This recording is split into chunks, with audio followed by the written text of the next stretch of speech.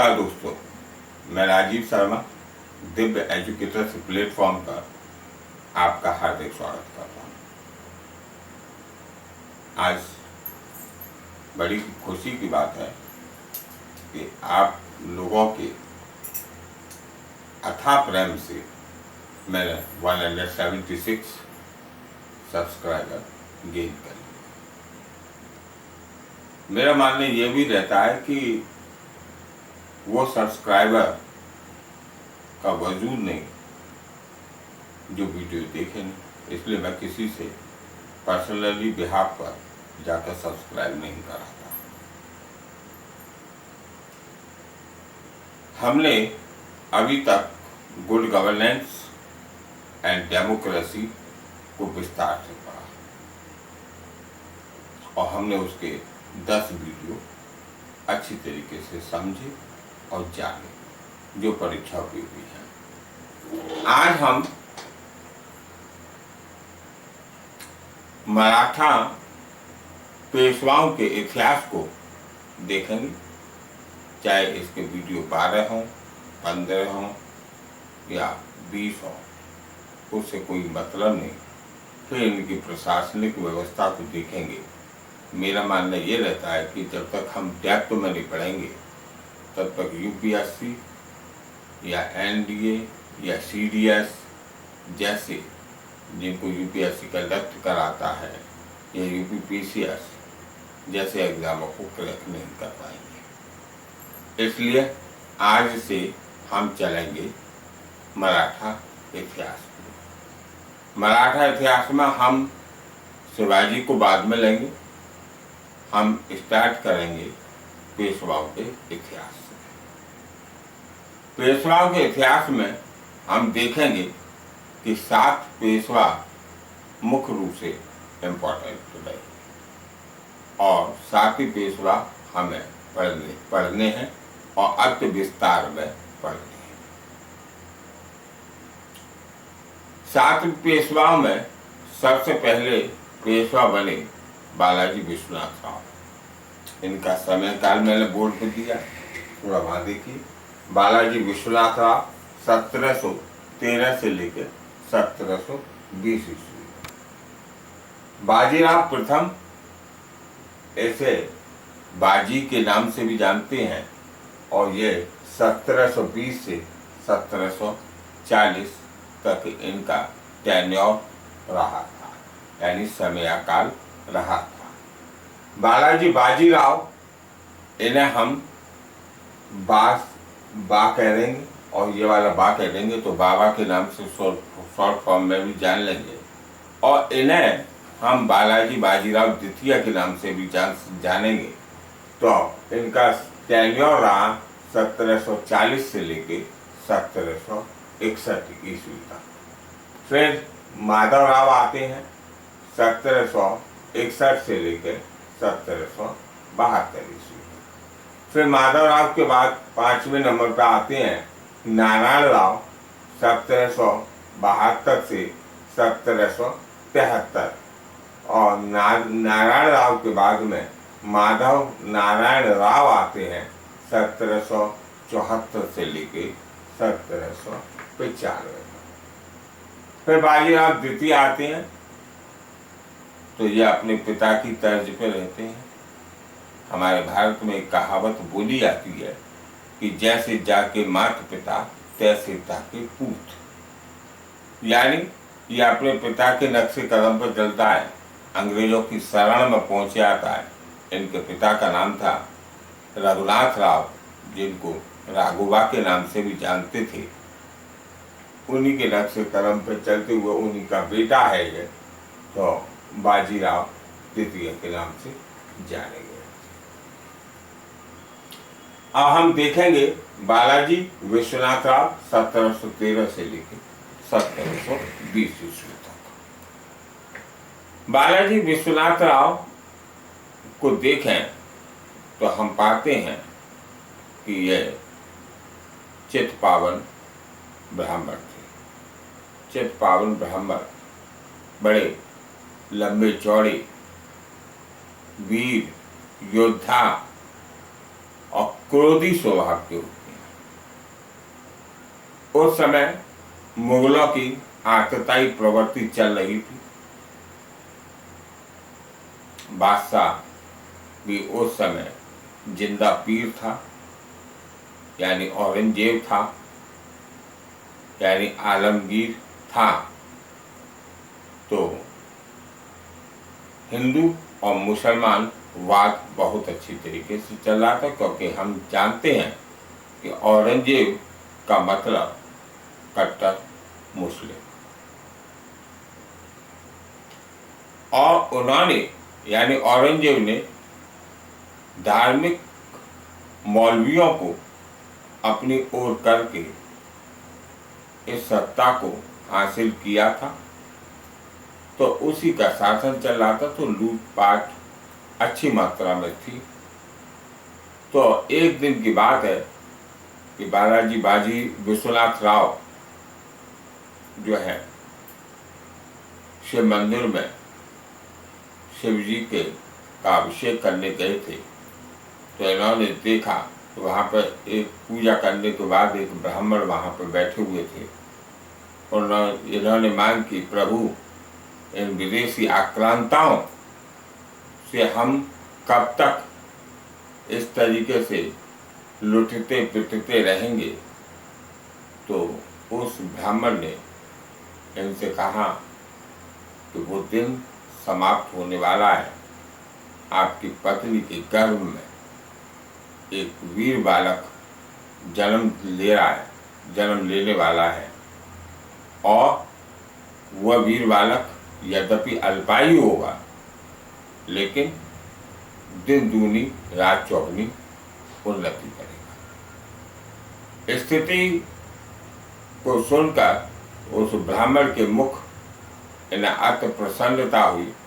उस ब्राह्मण ने यह भी कहा था कि यह मराठा साम्राज्य का शिवाजी आधुनिक शिवाजी होगा।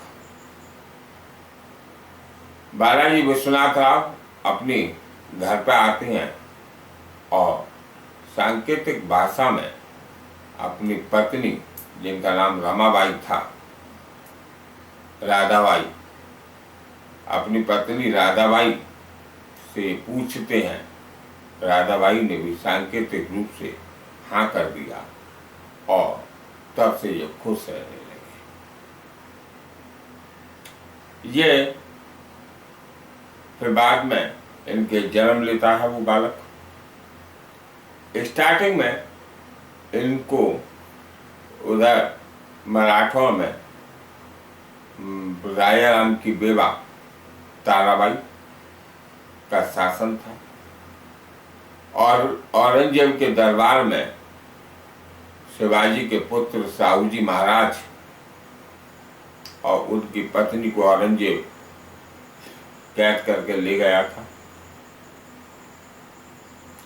और वहां पर साहूजी महाराज थे दिल्ली में। ये धानाजी या धनाजी यादव, अगर संपूर्ण पेशवाओं की मैं बात करूं तो धनाजी यादव प्रथम पेशवा थे। साहूजी महाराज के काल में देखें तो प्रथम पेशवा होने का श्रेय जो जाता है बालाजी विश्वनाथ राव को जाता है। बालाजी विश्वनाथ राव ने साहूजी का साथ दिया, और धनाजी यादव ताराबाई के साथ थे। धनाजी यादव का पुत्र था चंद्रसेन यादव। चंद्रसेन यादव भी ताराबाई के साथ में था। ये वहां पर कुछ समय तक ताराबाई के दरबार में एक साधारण सैनिक के रूप में इनका भूमिका निभाई। फिर इनके परिश्रम, इनकी वीरता को देखकर ताराबाई ने इनके ओहदों को बढ़ाया। जब साहूजी महाराज आ जाते हैं तो साहूजी महाराज इनको जो सबसे पहले जो पद गठित किया था वो सेनाकर्ते का पद था। सेनाकर्ते का पद, सेनाकर्ते का तात्पर्य है कि सैनिक, सेना का प्रमुख। अगर मैं इसे इंग्लिश में कहूँ तो कमांडर इन चीफ कह सकते हैं। तो ये सेनाकर्ते के पद पे आई। इनकी योग्यता को देखकर फिर साहू जी महाराज ने इनको क्या किया कि इनको पेशवा का पद प्रदान कर दिया। क्योंकि हर क्षेत्र में और अर्थ में यानी पैसे में अच्छा प्रबंधन का ज्ञान था इनको। तो इन्होंने तमाम तरीके से कूटनीति, राजनीति, प्रबंधन इत्यादि तरीके से कुछ जो मराठा सरदार थे, उन मराठा सरदार जो कि उत्पात मचाते रहते थे, उनको इन्होंने समाप्त किया। इधर इन्होंने को विशेष सफलता मिली थी, वो अली बंधु थे, उनके द्वारा मिली थी। अली बंधु का तात्पर्य हम भारतीय इतिहास में देखते हैं तो किंग मेकर के रूप में होता है। अली बंधु किंग मेकर थे और इन अली बंधुओं में हुसैन अली खान और अब्दुल्ला अली जो थे, तो उस समय शासक फर्रुखसियर था और हुसैन अली को दक्कन में भेज दिया गया था। इनमें मतभेद हो गए। जब मैं लेटर मुगल पढ़ाऊंगा तो वहां पर विस्तार से आपको बताऊंगा। हुसैन अली दक्कन में चले गए। दक्कन में जाने के बाद उन्होंने वहां पर मराठों से संपर्क किया और विश्वनाथ राव की सबसे बड़ी सफलता ये रही कि मराठों से संपर्क के बाद उन्होंने मराठों से संधि कर ली। इस संधि के मुताबिक इन्होंने साहू जी महाराज को मराठों के क्षेत्र और दक्कन में चौथ वसूली। जब मैं चौथ वसूली कहूँ तो इसका मतलब आपको जान लेना चाहिए 1/4 हिस्सा। और सरदेश मुखी वसूली, जब मैं सरदेश मुखी वसूली कहूँ तो इसका मतलब आपको जान लेना चाहिए 1/10 हिस्सा। ईरान को अधिकार मिल गए और महाराष्ट्र का राजा जो है, इनको साहू जी महाराज को मान लिया गया। इसके एवज में हुसैन अली ने साहू जी महाराज से यह भी तय किया कि आप जो है हमें जरूरत पड़ेगी तो हमको 10 लाख वो 15,000 घुड़सवार सैनिक देंगे। वो भी मान लिया। फिर उसके बाद इन्होंने 10 लाख रुपए साहू जी महाराज मुगल बादशाह को वार्षिक के हिसाब से अदा करेंगे, ये भी मान लिया। क्योंकि इन सभी संधियों का जो मसौदा तय हुआ था वो पूना में तय हुआ था, लेकिन जब ये दिल्ली आए मराठा सरदार सहित विश्वनाथ राव, तब हुसैन अली ने फर्रुखसियर को गद्दी से हटाया और उनके स्थान पर रफ़ी-उद-दौला को गद्दी पर बैठाया, रफ़ी-उद-दर्जात को गद्दी पर बैठाया। और गद्दी पर बैठाने के बाद उस मसौदा जो कि पूना में तय हुआ था साहू जी महाराज के साथ हुसैन अली का, तो उससे इन्होंने रफ़ी-उद-दर्जात से उस मसौदे पर सिग्नेचर कराई। इसलिए इसको हम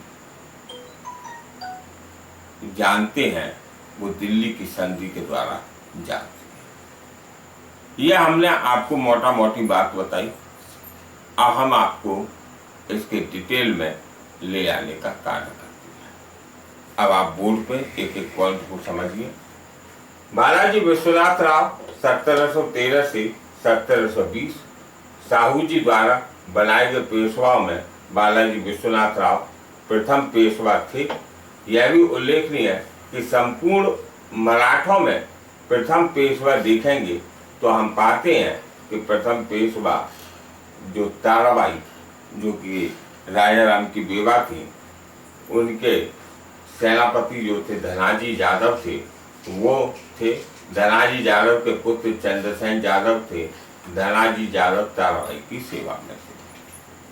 पेशवाओं में महाराष्ट्र में राजनीतिक स्थायित्व और शांति प्रदान की थी। पेशवाओं ने अपनी योग्यता और शक्ति के बल पर उन्नति करते हुए मराठा राज्य को न सिर्फ उन्नति के शिखर पर पहुंचाया, अपितु उन्नति करते करते ये मराठा साम्राज्य के सर्वे सर्वा बन गए। ये भी बात आप मुख्य रूप से मैंने यहाँ पर लिख नहीं पाया हूँ, ये भी बात ध्यान दें कि छत्रपति का वजूद जो था वो खत्म हुआ और पेशवाओं का वजूद सर्वे सर्वा के रूप में आया। ये संगोला की संधि के द्वारा आया। बालाजी विश्वनाथ राव को मराठा साम्राज्य का द्वितीय संस्थापक माना जाता है और बालाजी विश्वनाथ राव 1699 से 1708 ईस्वी तक ताराबाई के दरबार में धनाजी यादव के अधीन मराठा सरदार रही या सेनापति रही। फिर इनकी योग्यता और कुशलता के बाद इनका पदोन्नति कर दी गई। 1708 में धनाजी यादव की मृत्यु हो जाने के बाद धनाजी यादव का पुत्र चंद्रसेन यादव ताराबाई की सेवा में चला गया और विश्वनाथ राव साहू जी की सेवा में रही थी।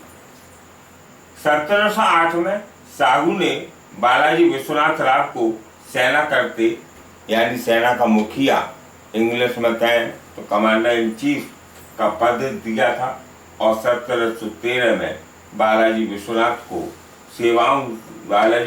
राव की सेवाओं से प्रभावित होकर साहू जी महाराज ने बालाजी विश्वनाथ राव को पेशवा का पद से नवाजा था।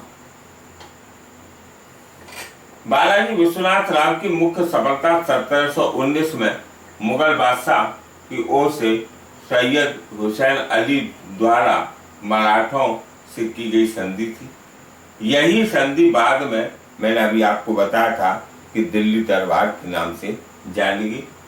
इस संधि को, जो कि पूना दरबार में इसका मसौदा तय हुआ था, पूना दरबार वाला महाराष्ट्र में, इसका पूना महाराष्ट्र में, तो महाराष्ट्र में इसका मसौदा तय हुआ था, इसी को दिल्ली संधि कहा गया। इसमें बालाजी विश्वनाथ राव की मुख्य सफलता 1719 में मुगल बादशाह की ओर से सैयद हुसैन अली द्वारा मराठों से की गई संधि थी, जो निम्न है और इसे हम दिल्ली संधि के नाम से भी जानते हैं।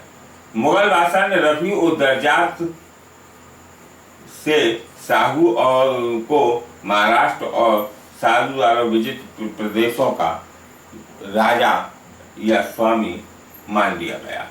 इस संधि द्वारा दक्षिण में 6 सूबों से चौथ वसूली और स्वदेश मुखी वसूल करने की इनको अनुमति दे दी गई।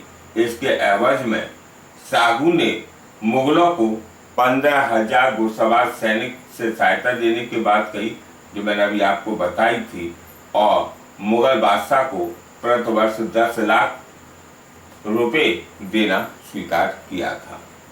रिचर्ड टेम्पल नामक इतिहासकार इस संधि को, जो दिल्ली की संधि है, इसे मराठों का मैग्ना कार्टा कहते हैं और मैग्ना कार्टा का हिंदी शाब्दिक अर्थ देखें तो हम पाते हैं विशेषाधिकार। संधि होने के बाद अली बंधु हुसैन अली बंधु में अभी आपको बताया था, हुसैन अली और अब्दुल्ला अली, इन्हें किंग मेकर के नाम से जानते थे। हुसैन अली के साथ बालाजी विश्वनाथ और खांडेराव दहमादे के नेतृत्व में मराठा सैनिक दिल्ली गए और फर्रुखसियर को, चूंकि हुसैन अली की फर्रुखसियर से खटपट हो गई थी तो फर्रुखसियर को हटाना था, इसलिए तो उसने वहां पर इनसे समझौता किया था मराठों से, तो फर्रुखसिंह को सिंहासन से हटा दिया और फर्रुखसिंह के स्थान पर रफी-उद-दौलत को मुगल तख्त पर बिठा दिया। फिर रफी-उद-दौलत से इस जो कि पूना में जो संधि हुई थी, जिसको का प्रारूप पूना में बना था, तो उस संधि पर हस्ताक्षर करा लिए। चूंकि यह हस्ताक्षर आकर दिल्ली में हुए थे, पर पूना में तो इसका मसौदा तय हुआ था, हस्ताक्षर दिल्ली में हुए थे, इसलिए इसे दिल्ली संधि के नाम से भी जाना जाता है। बालाजी विश्वनाथ राव को राज्य के वित्तीय संसाधनों के प्रबंधन के सर्वश्रेष्ठ ज्ञाता थे। उन्होंने कूटनीति, युद्ध और संधि जैसे हथियारों का प्रयोग करके कृष्ण राज, खातम, धाराजी, थोरड़, साहूजी, निम्बालकर और उदयजी चावान आदि का कुशलता से दमन किया और मराठा क्षेत्र में उत्पाद मचा रहे हैं। आज हमने यहाँ पर साहूजी महाराज वो शिवाजी विश्वनाथ राव को देखा। अभी विश्वनाथ राव आज संपूर्ण नहीं हुए, कल या परसों में ये संपूर्ण हो पाएंगे, क्योंकि जो परीक्षा उपयोगी क्वेश्चंस है वो जब तक आपका कंसेप्शन क्लियर नहीं हुआ तब तक नहीं हो पाएगा। तो इसके बाद मैं आपको कल कराऊंगा। मुझे उम्मीद है कि आप लोगों का स्नेह मेरे साथ में ऐसे यथावत बना रहेगा। यदि आपको मेरा वीडियो अच्छा लगा तो उन दूर दराज में बैठे जो शिक्षा के महत्व को तो समझ पाते हैं, लेकिन उन तक शिक्षा पहुंच नहीं पाती है, उन दूर दराज तक, उन मेरे भाइयों के पास तक, उन मेरी बहनों के पास तक मेरे वीडियो को शेयर, लाइक करके पहुंचाएं। और आपका एक शेयर और लाइक और उस पर यदि आपको प्रॉब्लम है तो कमेंट यदि आप करते हैं तो मेरा ऊर्जा संवर्धन होता है। उस ऊर्जा संवर्धन से मैं आपके लिए टॉपिक पर बेहतरीन तरीके से काम करने के लिए प्रेरित होता हूँ। ऐसा प्यार आप मेरे साथ मेरे प्लेटफॉर्म जिसका नाम दिव्य एजुकेटर्स है उस पर बनाए रखें। इसके लिए आपका धन्यवाद। जय हिंद।